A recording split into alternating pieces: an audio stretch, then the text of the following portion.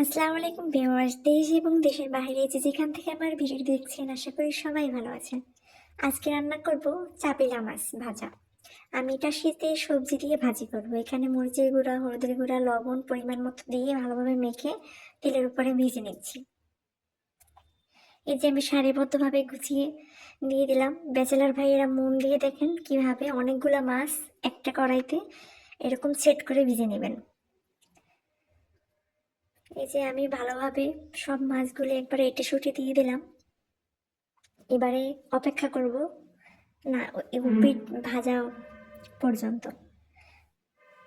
এই যে তেল এবারে একটু হেলে দুলে দিবেন, তাতে সবটা ভালোভাবে ভাজা হবে। এই যে চোখের পলকে আমি আবার উল্টে দিলাম, এটা কিন্তু চোখের পলকে হবে না, অবশ্যই 5-6 মিনিট সময় লাগবে যদি চুলার হিটটা হাই হিটে থাকে। এবারে আমি পেঁয়াজ কেটে দিয়ে দিচ্ছি। আমি 3-4টা পেঁয়াজ কেটে দিয়ে দিচ্ছিলাম। আমি কাটছিলাম আবার দিচ্ছিলাম, কাটছিলাম আবার দিচ্ছিলাম। আসলে আমাদের মায়েদের এভাবেই কাজ করতে হয়।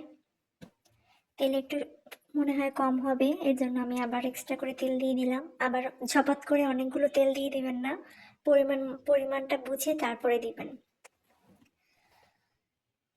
এবারে আমি 1 চা চামচ মরিচের গুঁড়া, 1/2 চা চামচ হলুদের গুঁড়া আর কিছুটা লবণ দিয়ে আগে এটাকে কষিয়ে নেব। তারপরে আমি শীতের সবজিগুলো দিব। অবশ্যই এটা বুয়াদের মতো হবে না, এটা বাসায় খুব পরিচ্ছন্নভাবে অনেকগুলো সবজি দিয়ে আমি রান্না করেছি। আবার বলবেন যে না মেসেজ বুয়াদের মতো হয়েছে, সেটা কিন্তু হবে না। এই যে ঝোলটা শুকানো হয়ে গেল, এবারে আমি দিয়ে দেবো সবজিটা। তার ওয়েট, এখানে অনেকগুলো সবজি ব্যবহার করব। সিম আছে, ফুলকপি আছে, কাঁচা টমেটো আছে, পাকা টমেটো আছে, 2-3টি আলু আছে। আমি এভাবে সাজিয়ে গুজিয়ে স্তরে স্তরে দিয়ে দেবো, যেহেতু অনেকগুলো সবজি। যারা সময়ের অভাবে অনেক মায়েরা রান্না করে এক একটা আইটেম রান্না করে 3-4 পদের সবজি দিয়ে, আমি তাদের মধ্যে একজন। আমি মাঝে মাঝে এরকম ফাঁকি ঝুঁকি রান্না করি, সেটাই আজকে আপনাদের সাথে শেয়ার করলাম।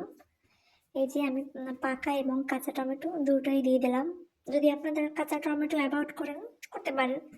এই যে এবারে আমি ঝোলের পানিটা দিয়ে দিলাম। অবশ্যই এর মাঝে আদা রসুন দিবেন না, কারণ এই চাপিলা মাছে আদা রসুন ভালো লাগে না, স্মেলটা একদমই ভালো লাগে না। এবারে আমি 25 মিনিটের মতো রান্না করব। এই তো আমার রান্নাটা হয়ে গেল। এভাবে জল জলও উঠাতে পারেন, আবার ভাজা ভাজা উঠাতে পারেন, যে যেরকমটা খায়। আমি আর একটু ভাজা ভাজা হলে তারপরে উঠিয়ে নেব। আমার এখানে সব সবজি একেবারে পারফেক্ট ভাবে সেদ্ধ হয়ে গিয়েছে। অবশ্য পরিমাণটা দেখালাম না, কারণ রান্না বান্না এই জমানায় সবাই পারে এই যুগে। তো এর জন্য আমি আর পরিমাণটা দেখালাম না, কিভাবে রান্না করলাম শুধু প্রসেসটা দেখালাম। এই পাশে আমি আমার ছেলের জন্য ডাল রান্না করছি, সেটা এখন বাগার দিব। এখানে শুধু পেঁয়াজ ভেজে নিচ্ছি, রসুন দিলাম না, ছেলেটা কেমন জানি রসুন পছন্দ করে না ডালের সাথে। আমি ছেলের জন্য আজকে রান্না করিনি, ডালের মধ্যে ফুলকপি এবং ডিম দিয়ে দিয়েছি, সেটা সেদ্ধ হয়ে গিয়েছে। এবার সোমবারা দিয়ে উঠিয়ে নেব। এই তো আমার হয়ে গিয়েছে। আজকে শুধু আমি দুটো আইটেম করেছি আর মেয়ের জন্য খিচুড়ি রান্না করেছি। আমাদের মায়েদের যাদের দুটো বাচ্চা আছে তারা বুঝবে। তো আমার ভিডিওটি ভালো লাগলে চ্যানেলটি সাবস্ক্রাইব করুন। ধন্যবাদ।